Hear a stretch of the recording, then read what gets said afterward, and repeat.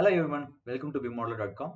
In this video tutorial, you will be learning what is icon and what is quick access toolbar and how we can move that.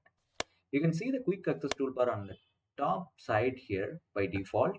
And when you wanted to move this, you will be able to right click them and you will be able to change their position. So quick access toolbar below the ribbon like this, or you will be able to show them above the ribbon. These two options are there.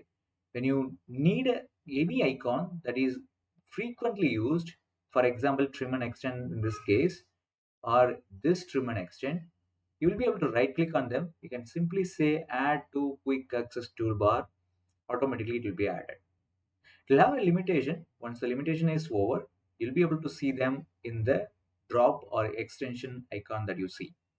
You can right click on them and you can remove them from the quick access toolbar like these. Also, you have an option like you can see the line, a thin line here, which separates the icons or the category of icons. We can separate them by doing the add separator in between the icons. So these are the options available related to the quick access toolbar. Do let me know if you have any specific question related to this in the comment.